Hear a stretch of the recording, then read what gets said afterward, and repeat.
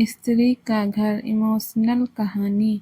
तुम्हें कितनी बार बताया है, मेरे तैयार होने से पहले मेरा नाश्ता तैयार हो जाना चाहिए।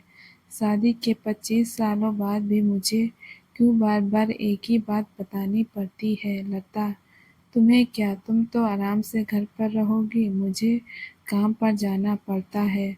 तुम हो कि हमेशा बेवकूफ़ों जैसी हरकत करती हो। अगर तुम ये जानबूझकर करती हो तो याद रखना, मुझसे बुरा कोई नहीं होगा। आज भी प्रशांत का पारा चढ़ा रहता।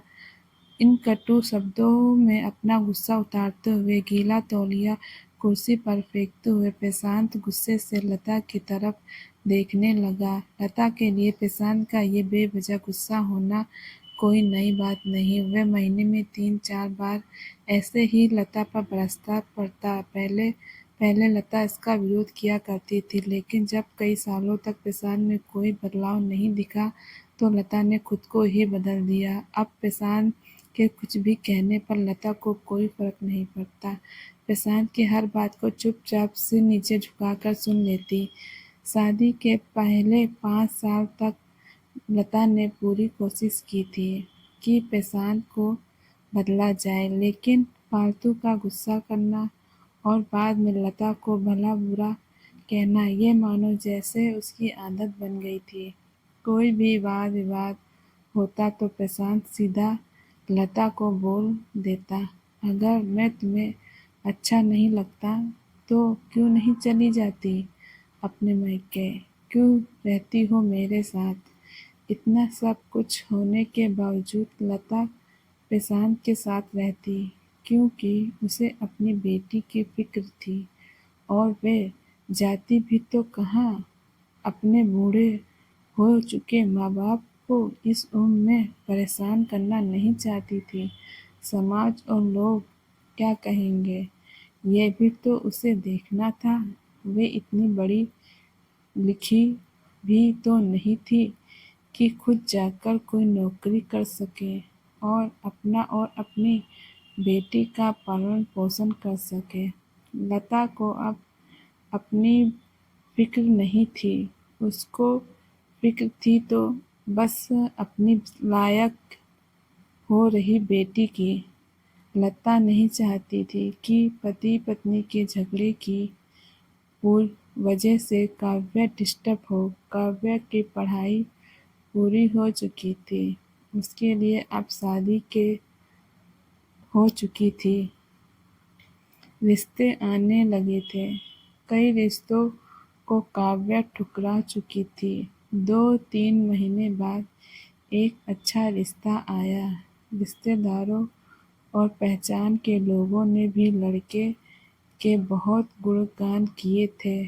प्रशांत एक शाम अपनी बेटी के पास बैठकर उससे बताने लगा, काव्या बहुत अच्छा लड़का है, पढ़ा लिखा है, बड़ा घर है, बहुत अच्छी नौकरी है। ऐसे रिश्ते बार बार नहीं आते बेटा, इस बार मना मत करना। काव्या अपने पिता से ज़्यादा बात नहीं करती थी, शायद डरती थी या शायद नफरत करती थी, लेकिन आज वे अपनी पूरी हिम्मत इकट्ठा कर बोली, मुझे अभी शादी नहीं करना पापा, मैं नौकरी करना चाहती हूँ, खुद अपने पैरों पर खड़ा होना चाहती हूँ। हाँ तो उसमें क्या बड़ी बात है, मैंने लड़के से बात की है, वह तुम्हें किसी बात के लिए नहीं रोकेगा। तुम शादी के बाद भी नौकरी कर सकती हो, वह तुम्हें नौकरी के लिए परमिशन दे देगा। प्रशांत बोला, मेरा नौकरी करना या ना करना उसकी परमिशन पर क्यों डिपेंड रहेगा पापा? काव्या ने पूछा, मैं कह रहा हूँ ना, तुम्हें किसी भी चीज़ की कमी नहीं होगी। वह ऐसे रिश्ते बार बार नहीं आते, इसे ठुकरा मत, बहुत खुश रहेगी तुम वहाँ। प्रशांत बोला, पापा क्या मैं उतनी ही खुश रहूँगी जितनी मम्मी इस घर पर खुश है? काव्या ने तन कसते हुए कहा, आज तुम्हारी ज़बान कुछ ज़्यादा नहीं चल रही? प्रशांत गुस्से से आंखें बड़ी करते हुए बोला, पापा मुझे शादी ही नहीं करनी, क्योंकि शादी के बाद अगर वह लड़का आपके जैसा निकला तो मैं क्या करूँगी? मुझे आपके जैसा जीवन साथी नहीं चाहिए, जो बिना बात के मुझ पर हमेशा चिल्लाए। मुझे कुछ भी अपनी पसंद का लेना हो तो 10 बार सोचना पड़े, कहीं वह नाराज़ ना हो जाए। मेरी तबीयत कैसी भी हो, उसे परवाह ना हो। रोटी थोड़ी सी मोटी बन जाए तो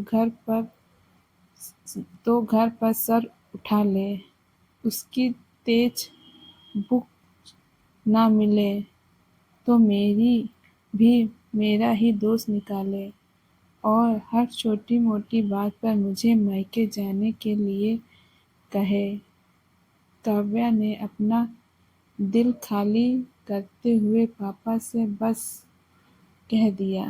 प्रशांत का गुस्सा 7वें आसमान पर था, लेकिन उसके मुंह से एक भी शब्द नहीं फूट रहा था। तो काव्या की बातें सुन रहा था। काव्या उतना ही बोलकर चुप नहीं हुई। आज पहली बार वह अपने पापा के सामने इतना कुछ बोल रही थी। पापा, आपने माँ के हाथ हमेशा गलत व्यवहार किया है।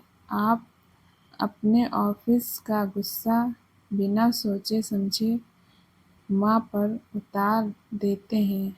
कभी इस बात की परवाह भी नहीं करते कि उन्हें कैसा लगता होगा। आपकी बातें सुन सुन माँ ने अपना स्वाभिमान खो दिया। प्रशांत आज पहली बार अपने किए बर्ताव को महसूस कर पा रहा था। वो इतना भी बोल पाया, जो तुम्हारा मन है वो करो, मैं तो इतना बुरा हूँ ना? काव्या ने प्रशांत का हाथ पकड़ा और बोली, पापा, मुझे सिर्फ एक सवाल का जवाब दे दो।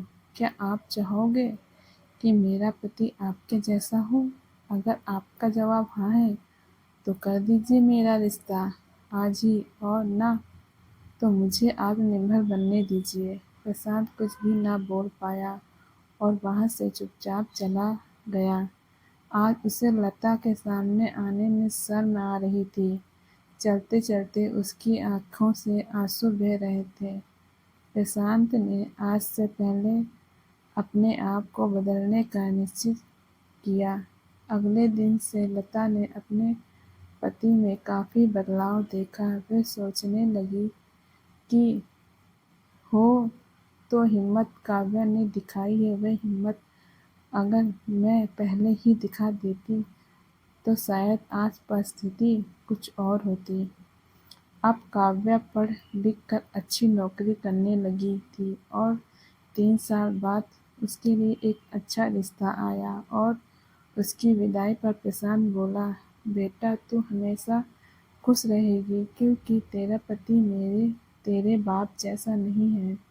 प्रशांत की ये बात सुनकर लता और काव्या की आंखों में आंसू बहने लगे।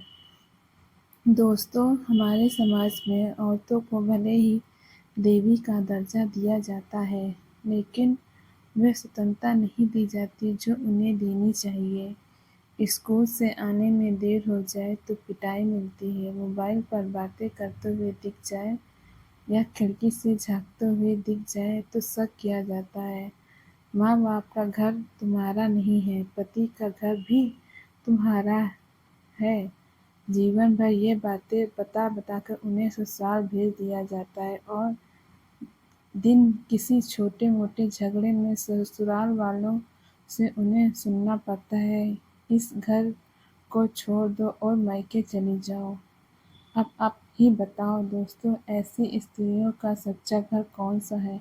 आखिरकार वे किस घर को अपना कहें?